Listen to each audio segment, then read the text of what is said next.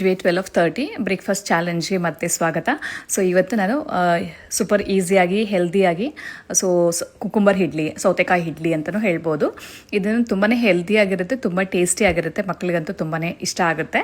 So ಈ ಥರ breakfast ಮಾಡ್ತಾಯಿದ್ದೀನಿ. ಇದಕ್ಕೆ ನಾನು 2 ಸೌತೆಕಾಯಿ ತೊಗೊಂಡಿದ್ದೀನಿ. ಸೌತೆಕಾಯಿನ ಕಸೆ ತೆಗೆದ್ಬಿಟ್ಟು ತುರ್ಕೋಬೇಕು. 2 ಸೌತೆಕಾಯಿನೂ ಕ್ಲೀನಾಗಿ ತುರ್ಕೊಂಡು ಒಂದೇ ಒಂದು ಕ್ಯಾರೆಟ್ ಹಾಕ್ಕೊಳ್ತಾ ಇದ್ದೀನಿ. ಇನ್ನು ಬೇಕಾದರೆ ಆನಿಯನ್ಸ್ ಎಲ್ಲ ಹಾಕ್ಕೊಳ್ಬೋದು. ನಾನು ಬರೀ ಇಲ್ಲಿ ಸೌತೆಕಾಯಿ, ಕ್ಯಾರೆಟು, ಹಸಿಮೆಣಸಿನ್ಕಾಯಿ ಮತ್ತು ಕೊತ್ತಂಬರಿ ಸೊಪ್ಪು, ಸ್ವಲ್ಪ ಉಪ್ಪು ಹಾಕ್ಕೊಂಡಿದ್ದೀನಿ.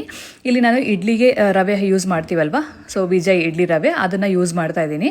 ಸೊ ನಾನೊಂದು ಅರ್ಧ kg ಅಷ್ಟು ರವೆ ಹಾಕ್ಕೊಂಡಿದ್ದೀನಿ. ಅರ್ಧ kg ರವೆಗೆ 2 ಸೌತೆಕಾಯಿ ತೊಗೊಂಡಿದ್ದೀನಿ.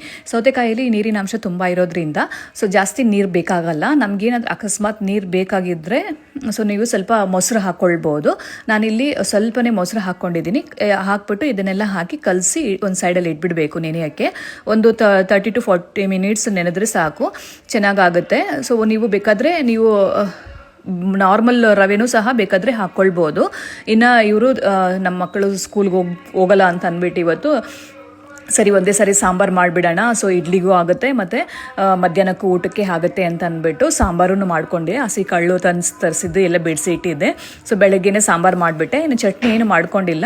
ಇದಕ್ಕೆ ನಿಮಗೆ ಚಟ್ನಿ ಬೇಕಾದ್ರೂ ಚಟ್ನಿನೂ ಯೂಸ್ ಮಾಡ್ಬೋದು, ತುಂಬಾ ಚೆನ್ನಾಗಿರುತ್ತೆ ಟೇಸ್ಟು. ಕಾಯಿ ಚಟ್ನಿ ಇಲ್ಲ ಟೊಮೊಟೊ ಚಟ್ನಿ, ಈರುಳ್ಳಿ ಚಟ್ನಿ ಮಾಡಿಕೊಂಡ್ರೆ ತುಂಬ ಚೆನ್ನಾಗಿರುತ್ತೆ. ಸೊ ನಾನಂತೂ ಸಾಂಬಾರು ಜೊತೆಗೇನೆ ಸರ್ವ್ ಮಾಡಿದೆ. ತುಂಬ ಟೇಸ್ಟಿಯಾಗಿ ಹೆಲ್ತಿಯಾಗಿ ಇತ್ತು. ಈ ವಿಡಿಯೋ ಇಷ್ಟ ಆಗಿದ್ದರೆ ಲೈಕ್ ಮಾಡಿ, ಕಮೆಂಟ್ ಮಾಡಿ, ಶೇರ್ ಮಾಡಿ. ಯೂಟ್ಯೂಬ್ ಚಾನಲ್ನ ಸಬ್ಸ್ಕ್ರೈಬ್ ಮಾಡೋದನ್ನು ಬರೀಬೇಡಿ. ಮತ್ತೊಂದು ಹೊಸ ವಿಡಿಯೋ ಒಂದಿಗೆ ಬರ್ತೀನಿ. Thank you so much.